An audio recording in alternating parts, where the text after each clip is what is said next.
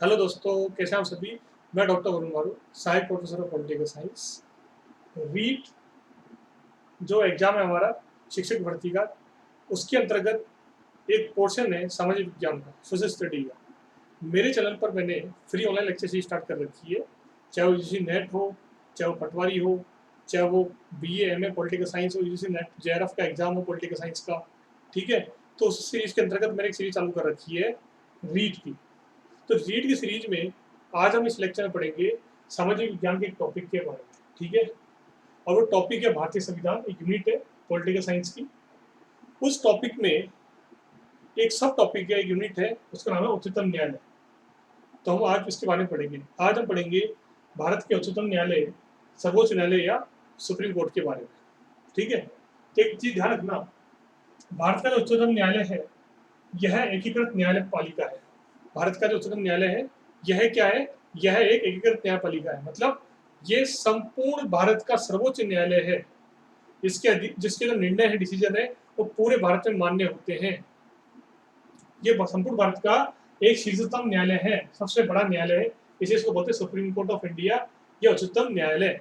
इसके अंदर में आते हैं राज्यों के हाई कोर्ट या उच्च न्यायालय। अगला क्वेश्चन जो बनता है इसके अंदर वो ये बनता है कि भारत के उच्चतम न्यायालय या सर्वोच्च न्यायालय या सुप्रीम कोर्ट जो है वो किस अनुच्छेद के तहत जुड़े हुए हैं, स्थापित हैं। तो अनुच्छेद है 124 से लेकर के 147 तक।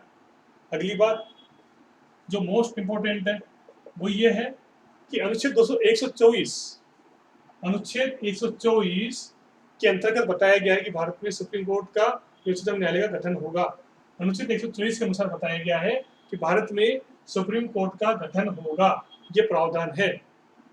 आई बात समझ में।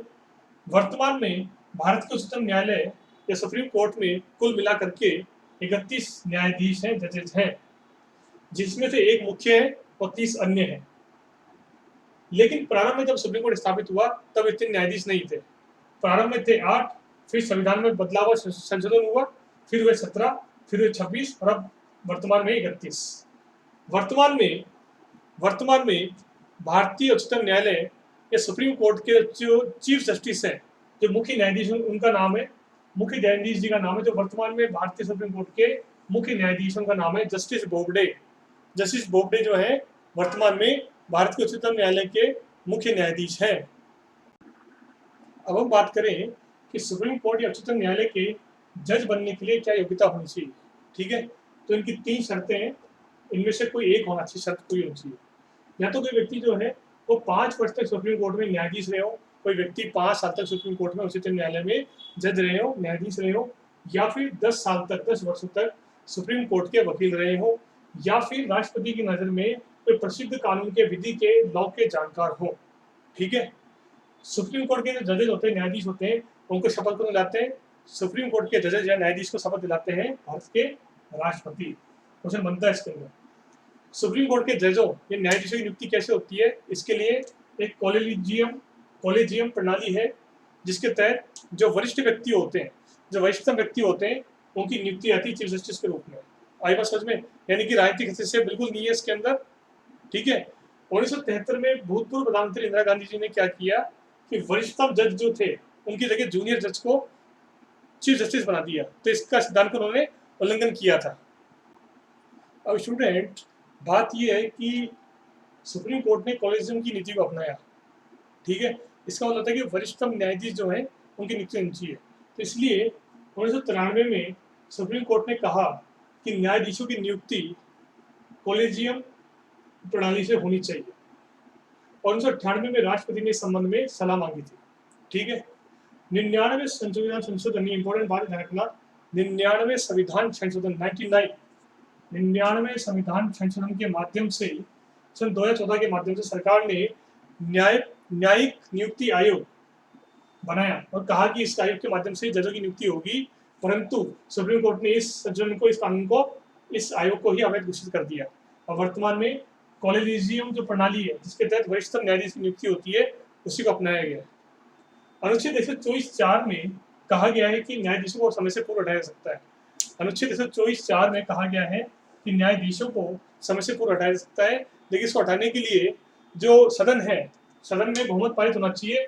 यानी कि सदन के किसी सदन में, यानी कि कोई सदन हो एक, जैसे लोकसभा हो या फिर राज्यसभा हो, या संसद के किसी सदन में, संसद के सदन में बहुमत द्वारा पारित हो जाने पर इस प्रस्ताव को कि हमें जज को हटाना है, न्यायाधीश को हटाना है, तो राष्ट्रपति जब वो पारित हो जाए तो राष्ट्रपति के आदेश से वो जज को हटाया जा सकता है।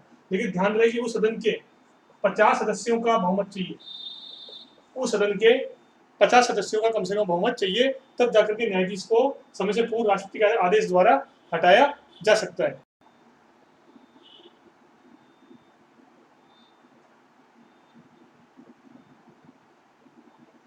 ठीक है ना। और तो ये जो प्रणाली है, ये प्रणाली जो है, इसके माध्यम से जो है वर्तमान में कोलिशन पद्धति अपनाई गई है, ठीक है, मान लिया। परंतु राष्ट्रपति के आदेश के द्वारा न्यायाधीशों को समय से पूर्व हटाया जा सकता है यदि किसी भी संसद के किसी भी हाउस सदन के द्वारा, लोकसभा राज्यसभा के द्वारा 50 सदस्यों द्वारा पारित हो जाए, तो इस आशय के द्वारा न्यायाधीश को समय से पूर्व हटाया जा सकता है। अब इसी प्रकार से अनुच्छेद 125 में कहा गया है कि जो न्यायाधीश होते हैं उनको वेतन भत्ते कितने मिलेंगे, ठीक है। और ये जो वेतन भत्तों की बात है, ये अनुसूची के अंदर दिया हुआ है इसके अंदर, ठीक है। 126 जो अनुच्छेद है वो बताता है कि यदि चीफ जस्टिस ऑफ इंडिया यानी कि मुख्य न्यायाधीश भारत के अगर ना हो तो राष्ट्रपति वरिष्ठतम न्यायाधीश जो है सुप्रीम कोर्ट के, उनको कार्यकारी मुख्य न्यायाधीश नियुक्त कर सकते हैं। अनुच्छेद 127 के अनुसार तदर्थ न्यायाधीश की नियुक्ति का प्रावधान है। तदर्थ न्यायाधीश का मतलब होता है कि chief justice of India Bharat के सुप्रीम कोर्ट के मुख्य न्यायाधीश यदि किसी हाई कोर्ट के जज को अस्थायी रूप से नियुक्त करते सुप्रीम कोर्ट में, तो उसको बोलते हैं तदर्थ न्यायाधीश, और वो भी गण पूर्ति या कोरम की पूर्ति के लिए। किसी बैठक में गण पूर्ति या कोरम चाहिए होगा डिसीजन में, तो ये नियुक्ति हो सकती है। अनुच्छेद 128 में रिटायर सेवानिवृत्त न्यायाधीशों की, रिटायर या सेवानिवृत्त न्यायाधीशों की नियुक्ति भी चीफ जस्टिस ऑफ इंडिया या मुख्य न्यायाधीश के द्वारा की जा सकती है। इसी प्रकार से अनुच्छेद 123 में कहा गया है कि भारत के मुख्य न्यायाधीश या चीफ जस्टिस ऑफ इंडिया या सीजीआई अगर चाहे तो राष्ट्रपति की सहमति से सुप्रीम कोर्ट का जो मुख्यालय जो नई दिल्ली में स्थित है वहां से बदल करके भारत में कहीं भी स्थानांतरित या ट्रांसफर कर सकते हैं। इसी प्रकार से एक क्वेश्चन ये भी आता है कि सर जो सुप्रीम कोर्ट है उनके मुख्य न्यायाधीश का वेतन कितना है और अन्य न्यायाधीश का सैलरी या वेतन कितना है। देखिए सुप्रीम कोर्ट के जो मुख्य न्यायाधीशों का वेतन है 2,80,000 और सुप्रीम कोर्ट के अन्य न्यायाधीश जी का वेतन है 2,50,000 प्रति माह के हिसाब से, पर मंथ के हिसाब से, ठीक है। अब बात करते हैं सुप्रीम कोर्ट के मुख्य अधिकार, क्षेत्राधिकार या कार्य क्या क्या है। तो अनुच्छेद 129 कहता है कि सुप्रीम कोर्ट एक अपील न्यायालय है, यानी कि सुप्रीम कोर्ट एक रिकॉर्ड न्यायालय है कि जो इसके निर्णय होते हैं वो भविष्य में प्रभावी होते हैं रिकॉर्ड के रूप में, ठीक है, विलय के रूप में। और न्यायपालिका की अवमानना बिल्कुल भी, न्यायपालिका की अवमानना किसी भी दृष्टि में अनुचित है, दंडनीय अपराध है, ठीक है। न्यायपालिका की अवमानना नहीं होनी चाहिए, ठीक है। दूसरा अनुच्छेद 131, अनुच्छेद 131 कहता है प्रारंभिक क्षेत्राधिकार की बात। प्रारंभिक क्षेत्राधिकार का मतलब होता है कि ये वो अधिकार है, वो क्षेत्र है जिसका निर्णय केवल सुप्रीम कोर्ट ही दे सकता है। जैसे उदाहरण के लिए राज्य वर्सेस केंद्र का कोई झगड़ा हो, एक दो राज्यों का झगड़ा हो, या फिर केंद्र एक तरफ हो, दो राज्य हो एक तरफ, उनका झगड़ा हो, तो इसका डिसीजन कौन करेगा? केवल सुप्रीम कोर्ट करेगा। इसलिए इसको बोलते हैं प्रारंभिक क्षेत्राधिकार, अनुच्छेद 131। अनुच्छेद 132 कहता है कि सुप्रीम कोर्ट जो है भारत का सर्वोच्च अपीलीय न्यायालय है। अपील का मतलब होता है कि जब छोटे न्यायालय में आपको संतुष्टि नहीं होती किसी केस में, तो आप हाईकोर्ट जा सकते हैं, हाईकोर्ट से आप सुप्रीम कोर्ट जा सकते हैं। तो सुप्रीम कोर्ट जो है अपील करने का सबसे अंतिम सर्वोच्च न्यायालय है, ठीक है। इसको अनुच्छेद 132 के तहत अधिकार दिया गया है। अनुच्छेद 143 कहता है कि सुप्रीम कोर्ट की जो है चूंकि अनुच्छेद 143 कहता है कि सुप्रीम कोर्ट चूंकि भारत का सर्वोच्च न्यायालय है, इसलिए इसके जो निर्णय है संपूर्ण भारत में प्रभावी होंगे, ठीक है ना, यानी कि संपूर्ण भारत में इसके निर्णय लागू होंगे, ऐसा माना गया है, ठीक है। इसी प्रकार से अनुच्छेद 143 में कहा गया है कि सुप्रीम कोर्ट को सलाहकारी शक्ति प्राप्त है, यानी कि यदि राष्ट्रपति चाहें तो संवैधानिक या कानूनी किसी मुद्दे पर सुप्रीम कोर्ट से परामर्श या सलाह ले सकते हैं, ठीक है ना।